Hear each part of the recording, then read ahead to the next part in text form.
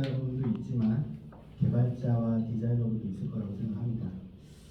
AI 사회에서 기획의 발전이라고 정의를 했지만 결론적으로 얘기하면 2026년이 되면 IT 시장은 절반이 날아갈 것 같아요.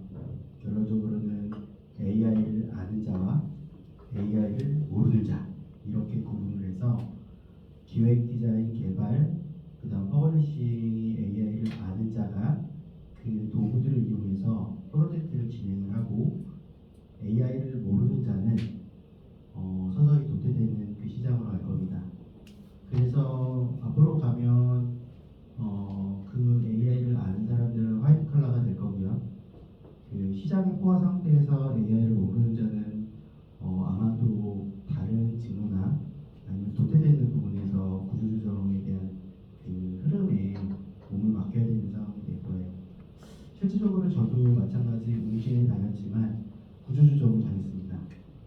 하지만 채용시장에서 저는 그렇게 취업이 어렵진 않았어요. AI를 아는 자였거든요. 그래서 이 시장의 변화에 대해서 조금 설명을 드리고자 합니다. 우선은 저는 대한민국 기획의 선생님이죠. 최초로 처음부터 다시 배우는 웹기획 책을 출간을 했고 2016년에서부터 지금까지 한 1만 부 정도가 팔렸습니다.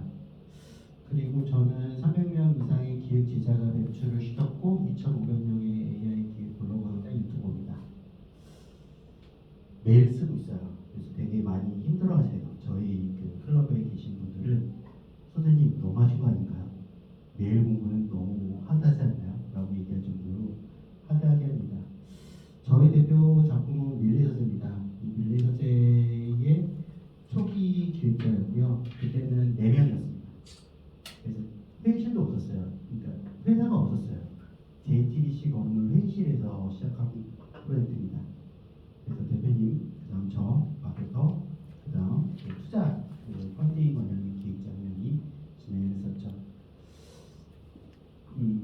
이거랑 약간 연관된 부분들도 있지만 뒤에서 좀 더 이런 부분들을 어떻게 기획하게 되었는지 설명을 드리겠습니다.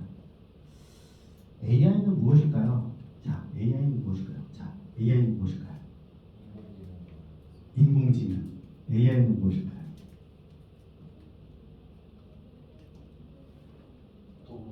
도구. 사실은 우리가 직무를 하면서 가끔 가다가 제가 강의를 할 때 물어봐요. 그러니까 기획자는 무엇일까요? 디자이너는 무엇일까요? 사실은 우리는 그 직무를 하고 있으면서 그 본원에 대한 부분의 본질에 대한 부분들을 질문을 안 하는 경우가 되게 많아요. AI는 사람 일을 대신하는 기계 안에서 계산하는 따라해볼까요? 연산 도구. 네, 연산 도구입니다. 결론적으로는 데이터에서 패턴을 배우고 스스로 판단과 예측을 하는 컴퓨터 시스템을 AI라고 하죠. 그러면 스스로 연산하는 연산 도구에는 수학적 함수들이 여러 가지가 있겠죠.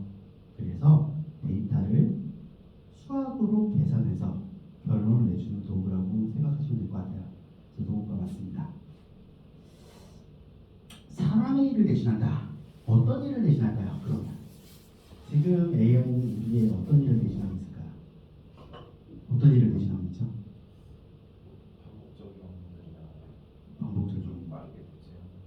반복적인 업무나 빠르게 대체하는 거. 여러 사람 말씀 좀 단순한 업무를 한 번 하는 거 빠른 시간 내에 빠른 시간 안에 하는 거. 굉장히 좋은 인사이트입니다. 네, AI는 어떻게 일을 대신해 왔는가? AI는 데이터에서 패턴을 배우고 스스로 판단 예측하는 컴퓨터 시스템인데 예전에는 플랫폼 시대였어요. 그때는 귀차니즘을 대신하는 시대였죠. 예를 들면 우리는 시장에서 장바구니를 들고 장을 봅니다. 그리고 가격 흥정을 하죠. 깎아주세요. 그리고 현금을 지불합니다. 그리고 그 무거운 제품을 가지고 집까지 왔죠. 근데 요즘은 여러분도 혹시 시장 가서 장을 보나요? 대부분 마켓컬리나 또는 쿠팡을 통해서 인터넷을 통해서 장을 보고 클릭해서 제품을 갖고 오죠. 즉 귀차니즘을 대신하는 플랫폼을 대체하는 시대였어요. 옛날에는. 근데 지금은 플랫폼의 포화 상태가 됐죠. 이제 더 이상의 플랫폼은 없다라고 보면 될 것 같아요. 자, 근데 생성형 AI 시대가 왔죠. 대신 판단하는 시대입니다. 알고 보면 이것은 주인님이 이것을 원할 것이다라고 해서 우리가 인풋을 던지면 아웃풋을 주는 시대죠. 그래서 생성형 AI 시대에서는 어떤 부분들이 이루어지는지를 보겠습니다. 생성형 AI는 인간의 생각을 대신하고 있어요. 근데 결론적으로 보면 여러분들이 어떤 챗GPT나 제미나이를 통해서 어떤 질문을 했을 때 과연 한 번의 답변을 주었을까요? 여러분들은 아마도 내가 원하는 답변을 못 준다면 재질문을 했을 겁니다. 자, 그러면 잘 생각해 보세요. 여러분들은 정답을 가지고 질문하는 겁니다. 되게 놀랍죠? 여러분들의 머리는 이미 슈퍼컴퓨터를 가지고 있어요. 그리고 그 정답을 줬는지 아닌지를 발견하고 다시 재질문을 하는 능력을 갖고 있습니다. 이미 정답이 아니면, 그래서 세종대왕 매복 던지 사건이 정답이 아니라고 여러분들은 알고 있잖아요. 그렇죠? 자, 이제는 판단은 제가 할게요. 주인님은 이용만 하세요.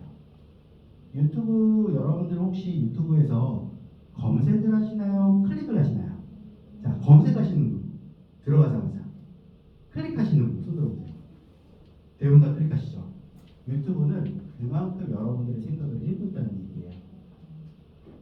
이제는 인공지능은 여러분들에게 행동을 유발하지 않습니다. 결론적으로 여러분들은 꼴이라는 것을 가장 최단시간에 해결할 수 있는 그림을 만들어줘요. 유튜브는. 그렇죠? 그게 AI가 하는 역할입니다. 넷플릭스도 마찬가지고 쿠팡도 마찬가지예요.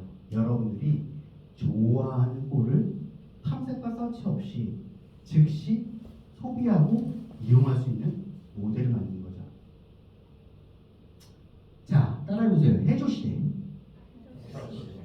여러분들은 지금 GPT에게 해조를 남발하고 계십니다. 그렇죠?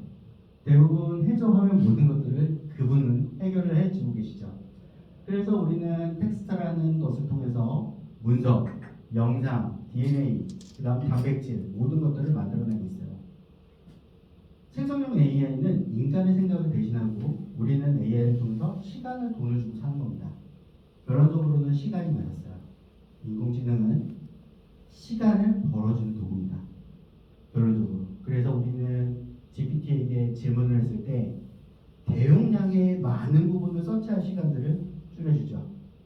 자, 페블리시티에게 어떤 주제를 제시하면 페블리시티는 관련된 주제에 대한 논문부터 모든 것들을 알아서 전 세계를 서치해서 찾아다 줍니다. 검색 엔진과 완전 다르죠. 검색 엔진은 우리가 판단을 해야 되지만 GPT나 페블리시티는 판단하고 발견을 할 수 있게 해주는 도구들이에요. 그만큼 시간을 많이 줄여주죠. 자, 명령의 주인은 아직 인간의 영역입니다. 그럼 인풋이 없으면 아웃풋도 없어요. 즉 여러분들이 GPT에게 인풋을 주지 않으면 아웃풋 자체가 안 나오죠. 즉 이미지, 텍스트, 영상 모두가 인간의 명령을 통해서 나오는 결과물입니다. 그래서 우리는 오케스트레이션이라고 해요. 즉 인공지능을 핸들링하는 오케스트레이션이 여러분들이죠. 즉 지휘자예요. 여러분들. 자, 그런데 해조시대 우리는 2025년까지 LLM을 통해서 많은 사람이 이루어지고 있고 우리는 모두 언어로 비즈니스를 만들고 있어요. 모든 것들은 다 비즈니스는 언어로 만들고 있죠. 자, 이미지 만드는 거 텍스트로 만들었죠. 영상 만드는 거 텍스트로 만들었죠. 문서 만드는 거 텍스트로 만들고 있어요. 모두가 다 텍스트로 인해서 매체들이 만들어지고 있죠.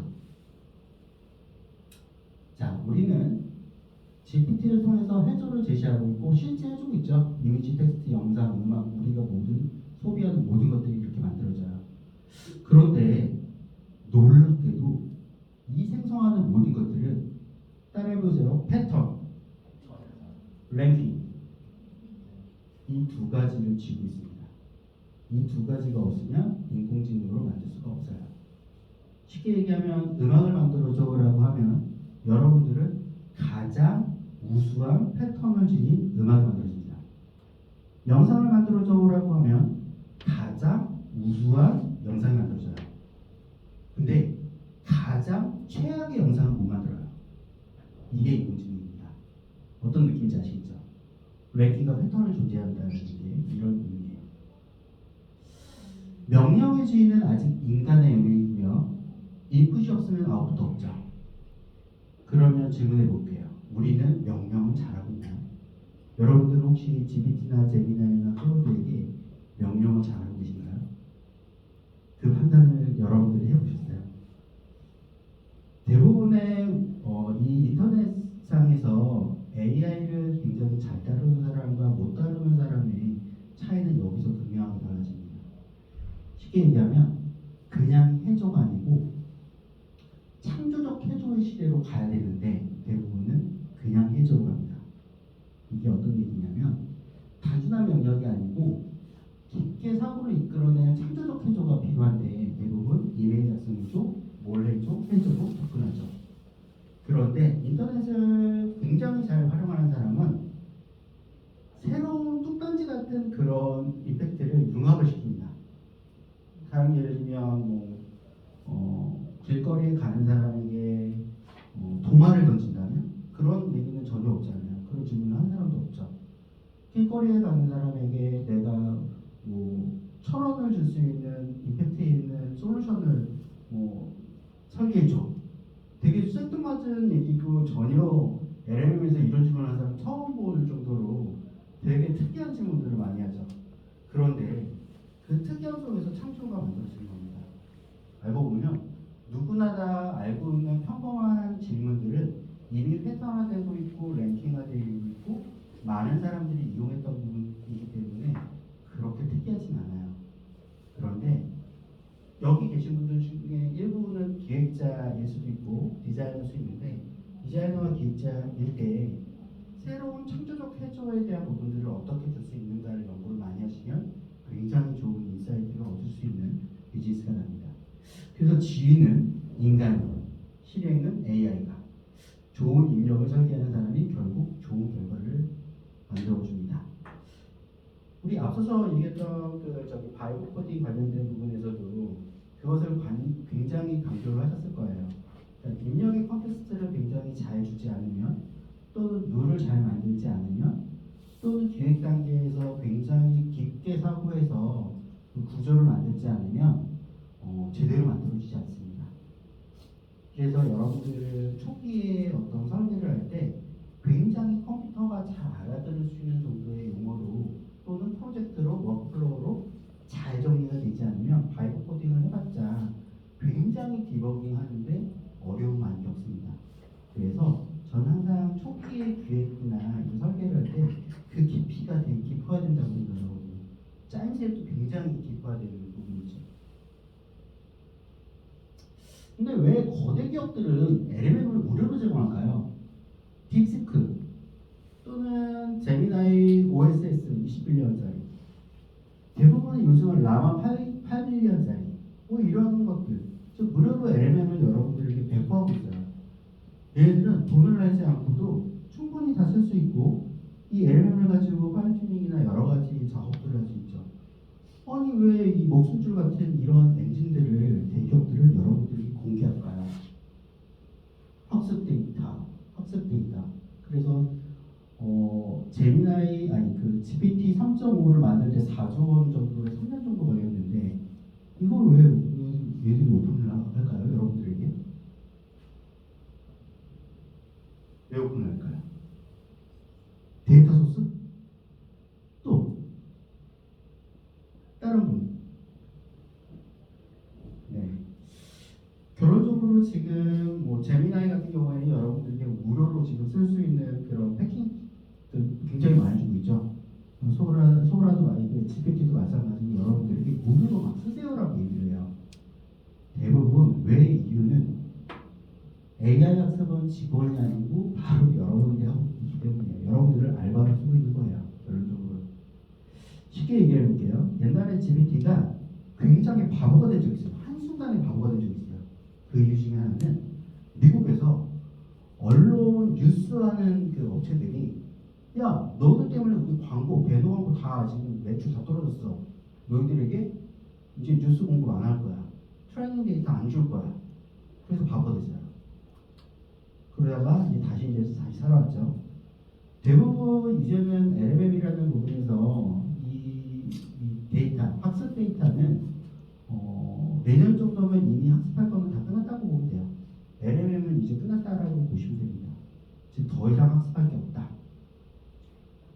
직장의 63.5%가 생성형 AI가 지금 일하고 있고 대부분 하루에 5시간에서 7시간을 AI하고 함께 일하고 있죠. 7시간 정도 하면 여러분도 혹시 야근하시는 분들이에요.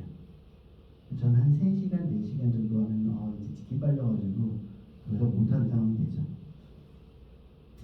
그런데 옛날에는 저거 아니어도 돼라고 했던 사람들이 이제는 없으면 안 되는 도구로 가고 있습니다. 없으면 안 되는 도구인 것을 이미 사장님도 다 알아요. 그 도구를 통해서 0.5에서 한 6명까지는 한 사람이 오케스트레이션 지휘를 할 수 있는 이것을 인지하는 상황이에요. 그래서 지금 여러분들 주변에 보시면 구조조정이 굉장히 많이 일어나고 있죠. 그 얘기는 뭐냐면 한 사람이 오케스트레이션을 하고 있다는 얘기예요. 그걸 이미 인지하고 있고요. 그것을 할 수 있는 사람을 뽑아요. 몇 명을 쓸 것이냐가 중요해요. 저는 7명의 팀원을 데리고 있거든요. 그래서 클로드, 제미나이, 페블리시티, GPT, 그다음 클로드 코드는 맥스로 2개를 쓰고 있어요. 그러니까 지금 맥스 2개 쓰고 있으면 석사거든요. 얘들 석사 2명하고 그다음 제미나이는 약간 학사 정도 되고요. 지금 약간 박사까지는 아니고 준석사까지는 갔어요. 얘가 제미나이가. 클로드는 언어의 천재들이죠. 즉 자연어 처리 부분에서는 아직까지는 GPT가 똑똑해요. 그래서 GPT 기반으로 그 서비스들을 하려면, 그러니까 언어 기반으로 서비스를 하려면 GPT를 이용하시면 되고, 데이터 기반으로 확장하고 증강 생성을 하려면 구글이 낫고요. 코드화 시키려면 클로드가 나아요. 지금은 클로드고요. 나중에는 멀티모달 인식 기술 쪽으로 갈 거면 구글로 가시는 게 좋아요. 왜 구글로 갈까요? 구글에는 여러분들이 갖고 있는 구글 검색 엔진과 유튜브와 행동 데이터들이 구글에서는 갖고 있거든요. 이게 제 건가요? 그렇죠.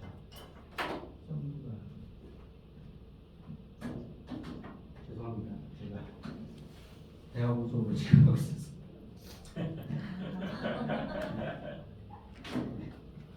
네. 세상의 모든 상호 장역은 AI를 더 역량을 갖는 실시간 교육인데 유튜브나 여러분들 행동하는 모든 것들은 다 데이터가 되고 있고요. 내년 정도면 아마 제미나이를 따라잡는 건 없을 거예요. 구글을 못 따라잡습니다. 그래서 갈아타야 된다라고 제가 얘기하는 게 지금 이 시점인 것 같아요. 그래서 이제 GPT하고 손절할 준비를 하고 있습니다. 여태까지 열심히 썼는데 미안하다 GPT. 네. 자, 익숙해질 무렵 기업은 거의 할 일이 없죠. 이건 무슨 얘기냐면 랭귀지 모델로 수익을 창출했던 GPT, 클로드, 제미나이는 이미 데이터가 학습은 이미 다 있기 때문에 이 다음에 비즈니스 모델을 만들지 않으면 얘네들은 망해요. 그렇죠? 다음 세대를 가야 되는 거죠. 그 다음 세대가 학습할 게 없는 텍스트의 데이터는 일단 그냥 사용하면 되는 거고 더 이상 추가 데이터가 필요 없는 그 환경에서 기업이 생존하려면 무엇을 해야 될까요? 넥스트의 비즈니스 모델을 만들어야겠죠. 그리고 기업들은 더 돈을 많이 내야겠죠. 텍스트는 이미 포화 상태고 이미 포화된 지식으로 학습할 데이터가 없는데 기업의 입장에서는 그냥 사용하면 되는 이 환경에서 공감 비즈니스가 지배하는 세대가 옵니다. 2026년이에요. 내년이죠. 그래서 비즈니스의 흐름을 보면 올해까지는 AI 에이전트예요. 여러분들 AI 에이전트 요즘 막 붐이 막 했었잖아요.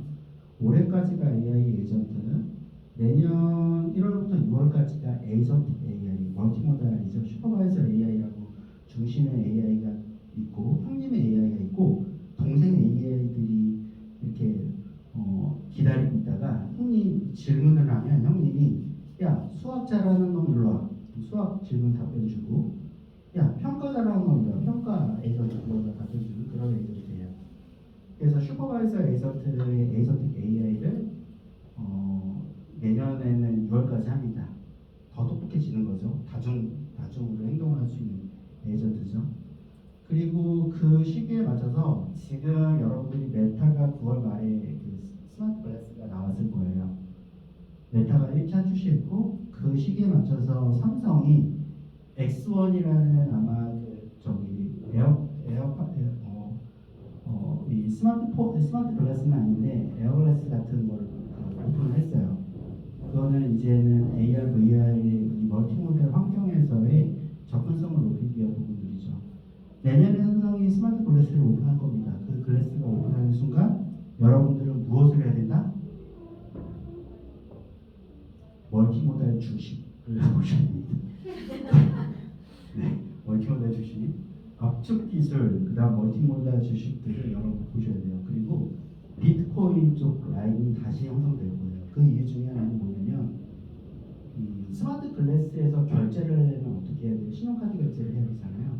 신용카드 결제를 할 수가 없어요. 그래서 비트코인으로 아마 그 시장이 오픈될 것 같고 저는 그 시장이 지금 많이 연구되고 있어요. 그리고 내년 6월에서 12월에 또 하나 다가오는 시장이 있습니다. 자, 곧 다가올 멀티모달, 컴퓨터에게 눈, 귀, 입이 생기죠. 옛날에는 텍스트로 해줘 시대였어요. 근데 컴퓨터에게 눈, 코, 입이 다, 코는 아니고 눈하고 입이 다 있다라는 건 스마트 글래스 시대에서 눈과 입이 있다라는 건 제가 얘기를 하면 알아듣고 답변을 해주는 시대인 거죠. 스마트 글래스는 그렇게 되는 거예요. 그러면 눈을 달아준다는 것과 텍스트로 명령하는 건 완전 다른 얘기예요. 컴퓨터는 눈을 정확하게 조합합니다. 얘는 매우 정확한 인식을 주거든요. 그래서 여러분들 혹시 구글 제미나이나 이런 쪽 보시면 대부분 이제는 컴퓨터에게 눈을 달아주고 있어요. 구글도 이미 이미지 서치라는 애들로 눈을 달아주고 있죠. 이미 그 시장으로 가고 있어요. 그리고 2028년에는 양자라는 놈이 오픈이 되면서 아마도 그 양자 컴퓨팅이 되면 잽싸게 비트코인을 빼셔야 됩니다. 그때부터는 이제 비트코인이 뚫리기 때문에 빼셔야 돼요. 양자가 돼야만 요 로보틱스 쪽으로 갈 수 있기 때문에 여기는 감각과 판단인데 결론적으로는 로보틱스에게 우리가 명령을 내려야 될까요? 내리지 말아야 될까요? 명령을 내리는 순간 망해요. 명령을 내리지 말아야 됩니다. 지가 알아서 행동해야 되겠죠. 그래서 내가 오기 전에 알아서 행동해서 집안 청소 다 해놓고 아주 착한 남편처럼 좀 분리수거하고 그리고 바닥 청소 좀 깔끔하게 닦고 이런 행동들을 해야겠죠. 다시 정리하면 판단은 이제는 이미지로 하는 시대로 바뀌어가고 있어요. 판단은 이미지로 한다. 이해돼요? 자, 근데 판단을 이미지로 한다는 건 인공지능이 이미지를 인식한다는 거잖아요. 텍스트로 인풋이 아니고 판단을 인공지능이 이미지로 한다는 건 자, 여러분들은 명품백을 바라보고 있어요. 의사결정은 어떤 걸로 할까요? 명품백으로 명품백을 사시겠어요? 아니면 이걸로 명품백을 사시겠어요? 이게 텍스트와 이미지의 차이인 거예요. 명품백을 구매하는 건 여러분들이 텍스트로 구매할 수 없다는 얘기죠. 이미지로 구매할 수밖에 없어요. 두 번째, 의사결정의 기준이 텍스트에서 이미지로 바뀌죠. 명품백 주세요가 아니고 보이는 저 빨간백 명품백 주세요인 거예요. 어떤 느낌인지 아시겠죠? 그래서 이제는 이미지 인식 기술로 가고 있고 좀 더 명료하게 실수 없이 여러분들이 취향에 맞춰서 제품을 줄 수 있는 시대가 된 거죠. 자, 판단할 수 없었던 것이 판단하는 환경이 되면 어떤 산업이 발달할까요? 이것을 여러분들이 생각하고 준비하셔야 됩니다. 그러니까 우리가 명품백을 눈으로 보고 판단을 하는 거, AI가 우리처럼 보고 듣고 판단하게 될 때 비즈니스의 모든 규칙이 바뀌게 되겠죠. 그런데 여기 계신 분들은 대부분 IT를 하시는 분들이죠. 회사의 임원이 아닌 여러분들이 IT를 하는 사람이라면 그 트렌드의 변화와 더 앞서서 준비가 돼야 되는 거예요. 왜냐하면 여러분들이 준비돼서 제안하지 않으면 윗사람은 모르거든요. 이게 필요합니다라고 얘기하지 않으면 이게 필요한지 모르는 상황이에요. 즉 IT 기획자나 PM이나 이런 사람들은 알고 보면 컨설턴트의 역할을 하고 있는 거예요. IT 컨설턴트. 그 IT 컨설턴트가 이 시장에 대해서 미리 준비를 하고 있고 우리 회사의 비즈니스에서 이렇게 판단할 수 있는 비즈니스를 미리 예단하고 미리 준비하지 않는다면 지금은 트렌드의 변화가 3개월입니다. 이전에는 1년이었는데 6개월 줄었는데 요즘의 트렌드의 변화는 에이전틱 AI가 나오면서 3개월 안에 내가 먼저 출시하지 않으면 남이 먼저 출시하는 시대가 왔어요. 그러니 3개월 안에 무엇인가 제품을 개발할 수 있는 사람이 있냐? 그게 없다면 지금 준비하셔야 되고요. 3개월 안에 준비할 수 있는 사람이 어떤 사람이다? AI 디렉터라는 사람이에요. 즉 기획 디자인 개발 퍼블리싱은 다 혼자 다 할 수 있는 사람. 이런 사람이 있으면 지금 계신 분도 아마 기획 디자인 개발 다 혼자서 다 하실 거예요. 근데 느끼시겠지만 프로젝트를 진행하는데 그렇게 오랜 기간이 걸리지 않죠. 즉 창의적인 부분들의 아이디에이션만 있으면 10개월 정도 되는 프로젝트도 단 하루 만에, 단 5일 만에 만들 수 있어요. 여러분들에게 제가 한 2시간 정도 만든 걸 보여드릴게요. 자, 최종 진화, 판단을 대신해주는 이제 LAM이라는 시대가 올 거예요. 아마 6월 이후에 올 건데, 라지 에이전틱 모델이라고 해서 제주도 여행 계획해줘라고 하면 LAM 에이전트는 항공편 검색, 호텔 예약, 날씨 확인, 여행 일정까지 모든 것들을 다 알아서 줍니다. 그래서 제가 에이전틱 AI라고 1월에서 6월까지가 에이전틱 AI 시대라고 했죠. 얘네들이 요거에 대한 API 연동이나 이런 행동들을 다 할 거고요. 그 이후에는 나의 퍼소나를 기반으로 알아서 행동해주는 얘가 생겨요. 그래서 모든 웹 서비스는 퍼소나라는 부분들의 나를 이해하는 퍼소나라는 부분들로 인해서 빅데이터가 필요 없는 시대가 될 수도 있어요. 그래서 모든 기업들이 우리 회사는 빅데이터가 많아요 라고 얘기하겠지만 그게 무용화되는 시대가 올 겁니다. 이것을 여러분들은 이미 하고 있어요. 뭘 하고 있죠? 여러분들 GPT 쓰고 계시죠? GPT가 옆집 사람과 내가 똑같은 답변을 주나요? 다르죠. GPT에는 퍼소나라는 게 있어요. 여러분들의 개인의 성향, 취향, 직무 모든 것들이 다른데 그 행동들의 데이터들을 저장해서 퍼소나로 이미 저장하고 있어요. 그래서 나에게 꼭 맞춤형 지식에 대한 대답을 주는 놈이 된 거죠. 여기는 빅데이터가 없어요. 이미 거대 랭귀지 모델 지금 5족의 파라미터, 지류와 응답 세기 안에서 여러분들이 갖고 있는 그 퍼소나와 매칭시켜서 가장 최적의 답변을 주는 거예요. 그래서 저는 다른 사람보다 AI와 IT에 대한 부분, 기획에 대한 부분에 대답을 잘해주는 퍼소나가 형성되어 있는 답변을 줍니다. 여러분들도 여러분들 취향에 맞는 답변을 주게 될 거예요. 그게 퍼소나입니다. 이미 지식의 시장은 포화가 되어 있고 개인의 꼭 맞춤, 개인의 상황들은 모두 다르잖아요. 옛날에는 그래서 빅데이터라는 부분들이 사람들을 분류했어요. A그룹, 그러니까 VIP 그룹, 골드 그룹, 실버 그룹을 분류했죠. 그런데 VIP 그룹에게 비싼 제품만 주면 비싼 제품만 구매할까요? VIP 그룹 중에서도 싼 제품을 많이 구매하시는 분들도 계실 거잖아요. 분류가 정답이 아니라는 얘기죠. 나에게 초기화된 게 필요하다는 얘기예요. 그래서 LAM이 6월 이후부터 나올 거고 스스로 판단하는 것들이 나올 건데 이것들은 멀티모달 AI, 즉 시각화돼서 정확하게 그 지점을 찾는 AI가 되는 그 순간 인간이 원하는 모든 것들을 클라우드로 저장을 하고 거기에 맞춰서 행동을 해주는 애가 생길 거예요. 얘가 그럴 수밖에 없는 게 스마트 글래스가 왜 나왔을까요? 로보틱스 때문에 나왔어요. 스마트 글래스는 이미지로 세상을 바라보고 세상으로 바라본 이미지 데이터는 클라우드로 저장돼서 로보틱스에게 전달이 됩니다. 즉, 내가 집안 환경을 돌아다니잖아요.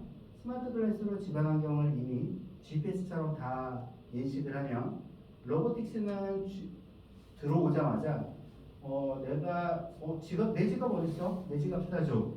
라고 로보틱스에게 명령하면 이미 집안 환경을 다 분석한 로보틱스는 또는 스마트 글래스에서 학습한 것들을 클라우드로 저장돼서 지갑의 위치를 로봇이 갖고 올 수 있도록 해주는 환경까지 되는 거죠.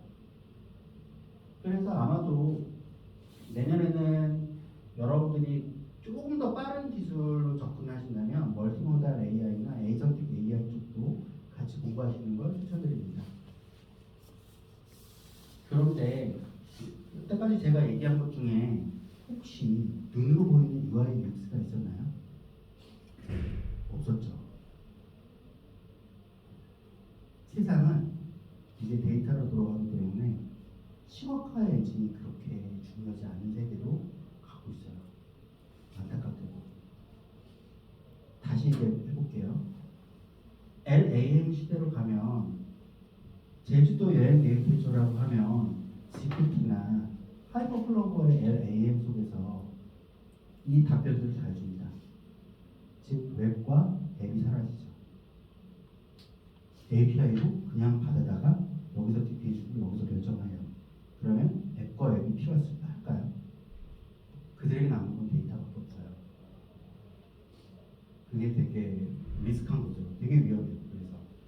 그래서 제가 기획, 디자인, 개발, 퍼블리싱을 다 할 줄 아는 사람만 살아남는다는 게 직무의 경계선이 없어지는 거죠. 그래서 우리는 이 판단을 대시해주는 비즈니스 모델을 준비해야 됩니다. 그래서 2026년부터 다가올 멀티모달 AI의 학습 방법을 지금부터 준비를 해야 됩니다. 여기까지가 제가 설명드린 거고요. 혹시 질문이나 뭐 그런 것들 있으시면 질문 주셔도 답변드리겠습니다. 항상 제가 강의를 하면 질문이 없으시더라고요. 너무 엄격해서 그런가? 혹시 질문 있으시면